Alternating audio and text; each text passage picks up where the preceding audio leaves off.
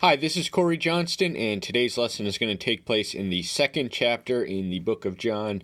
But before we read our verse-by-verse commentary and analysis, we just want to review what took place in the opening chapter. In the first 18 verses, we read of the pre-existence and the incarnation of Yahshua Messiah, who was in the beginning with Elohim, was Elohim, and was a co-creator of the cosmos. His existence pre-exists everything in existence. He was connected to the same triune deity that brought the universe into motion. All things were created by him and for him. And then in the 14th verse, we really read of the incarnation. We read that the Word became flesh. The Word who was in the beginning, who was God, was with God, and created all things, assumes human forms. He enters into his own creation as one of us, and that is the most powerful. The 18th verse, which kind of closes the section, really explains that he is the fullest and supreme form of revelation of the Father. He has all his attributes in human form, yet he came into the world and the world knew him not. We read in 10th and the 11th verse. Then in the 19th through 34th verse, we meet a significant figure known as John the Baptist, who is interrogated by the religious authorities. He had come to announce the Messiah, he was a herald to. He had come to point and lead to him. So this attracted the suspicion and notice of the ruling religious authorities, who sent some of their rabbis to interrogate him, and John denies that he is the one that they think he's claiming is, but he points them out just the same as them. And then we read in the kind of the 29th through 36th verse that he uses visual allusion familiar from the Old Testament, the Lamb of Elohim. He calls him that twice in verse 29 and verse 26, so he's witnessing to them. Then in the 35th through 51st verse, we read of the call of the original disciples. This was not all of the 12, perhaps, but they converse them. So his ministry was preempted 6 months by John the Baptist, who was 6 months born before him. And this was in homage to the respect for the Old Testament principle that Levites could not be trusted to minister until they had reached the age of 30. That was another level of maturity in the Jews, who actually consider their adulthood rather young. 12 or 13 is when bar and bar mitzvahs are celebrated. But to return to the point here, we see him breaking out, and he closes in the 51st verse, which can be paraphrased as, "You ain't seen nothing yet. You heard my voice. You called my summons. Now see what I can do." And we see what he can do, and we read what he can do in the second chapter. So the opening verse of the second chapter: "And on the third day there was a wedding in Cana in Galilee, and the mother of Yahshua was there." So we read he kind of retreats to Cana, Galilee, or that was where he was born, and that was the original center of his ministry. This town would have been for 3 days. So we have the window of which he was there, and also that his mother, named and known as Mary, is also there. "And both Yahshua and his disciples were invited to the wedding." Now, in contradistinction to John the Baptist, who lived as a recluse and an ascetic, the word incarnate actually entered into human activities and celebrated in weddings and parties, etc., and feast. And this was one of the slurs that would eventually be used against him to tarnish him. "And when they were short of wine, the mother of Yahshua said to him, 'They have no wine.'" So this would have been an unmitigated calamity for a Jewish wedding at this time. Wine was central to the whole equation of the ceremony. And but where there is emptiness, the Savior, his presence, it sanctifies these human feast and festivals, his presence automatically sanctifies any location it goes to. He's going to bring fullness where there is emptiness. So he, out of the abundant fullness of who he is and what he has to offer, he is going to rescue this party in its dying hour of need. Yahshua said to her, "Woman, what is that you to me and to you? My hour has not yet come." Now, the first thing we notice from our postmodern mindsets is the somewhat derogatory in our language, in the English language, to call anyone a woman. It's almost a breach of political correctness these days. But this was in a different culture, in a different time. This was actually term of endearment and respect, to call even one's mother's woman, but also in the final closing sentence after the question, he tells her that he has an acute sense of his mission and his time, and it's all to a divine timetable and schedule, and that is something he's aware of, and he's telling her that his hour is not yet. His need to manifest has not yet manifested. His mother said to the servants, "Do whatever he says to you." So his mother cedes and delegates all control of the situation. She tells the servants to do what he says, no matter how ridiculous it asks. Her trust is in him, and she points to his greatness. And there were 6 stone water jugs standing there, according to the mode of cleansing of the Jews, and each holding 2 or 3 meteries.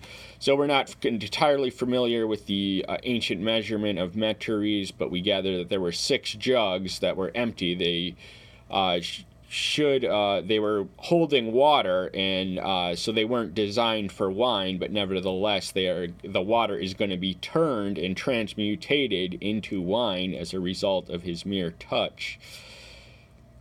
Yahshua said to them, "Fill the water jugs with water," and they filled them up to the brim.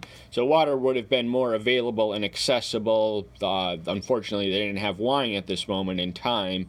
So the very meaning of the wedding festival was not with them until he steps in and kind of saves the day. So these servants are obedient to Mary, who is surrenders to her son all the authority, and they're obedient to Mary too. And he said to them, "Now draw it out and take it to the master of the feast." So they took it. So we actually don't read that he touched it, anything. It wasn't, it was maybe the mere mention, or all it really takes is a thought or a will of divinity to manipulate matter into a miraculous end. And the properties of miracles are more complex than merely manipulating matter. That is certainly one species or category of miracles, but it is not the whole. Our definition of miracle, and we encourage every believer to form their own definitions, is mine is not the only definition. It is just to say it is mine. A miracle is, by definition, an event or experience which defies, transcends, or supersedes the ordinary operation of natural laws. So that's what we witness here. The wine is almost magically, I hate to say magically because it's unscriptural, but miraculously transmuted in properties from its water, its liquid state, its clear liquid state, to crushed grapes with alcohol in them, just like that. So it's for an event. We read that he did manipulate matter in this specific situation. Another miracle we witness of that type is when Yahweh visited Moses in the burning bush, which he did not consume. And there are tons of them all throughout scriptures, but we want to stick to the story right now.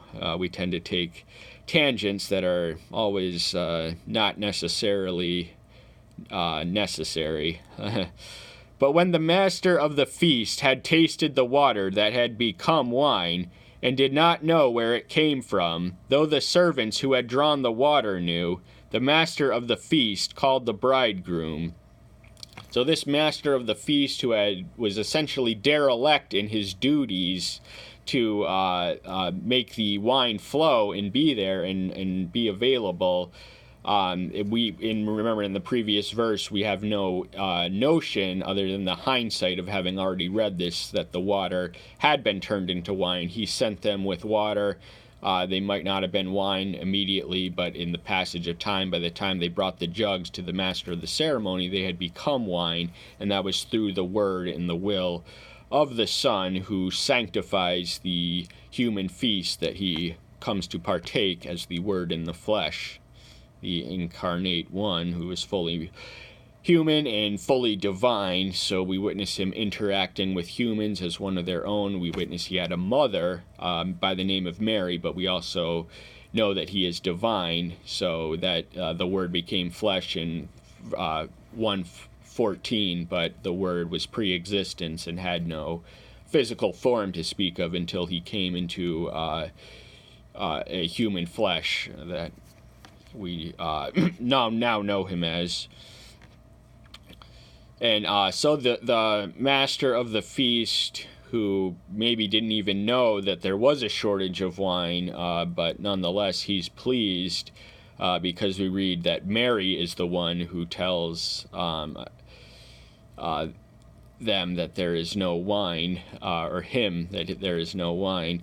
So he summons the bridegroom, the center of the center stage of that ceremony and that event, to taste the wine. And as we read, and said to him, every man at the beginning puts out the good wine, and when they have drunk, then that which is poorer, until you have kept the good wine until now. So we realize that Yahshua made this extraordinary wine of extraordinary quality, and this would have been a reversal of the traditional order through which wine was presented to feast. They like to start them, get them drunk on the good stuff, and then when they're lulled, they won't know any better. They'll kind of keep drinking the bad stuff and almost not knowing it any better. So saving the best for first is kind of the nature and direction of this operation. This, the beginning of the signs Yahshua did in Cana of Galilee, and manifested his esteem, and his disciples believed him. Now, when we read the next chapter, we read that his reputation for miracles, this is the first one, so we have no notion of how much time passed between the second and the third chapter, although the temple, which we may or may not cover today, he would have been there somewhere around the Passover time, the 13th verse, Passover.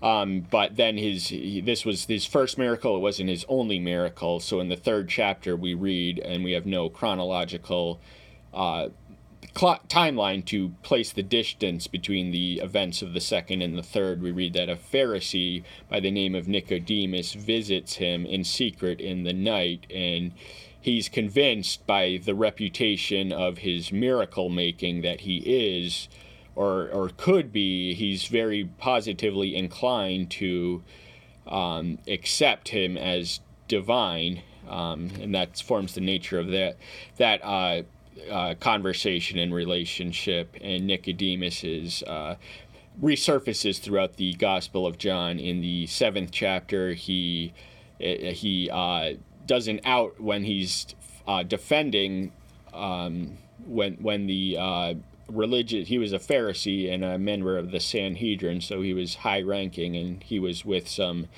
other high-ranking religious officials who were arguing if the Messiah could come from Galilee, and he sort of stands up for him, but he doesn't make it too bold or too public. Then by the 19th chapter we read that he is a fully courageous disciple to confess his acknowledgement of him in public. But to return to the 11th verse,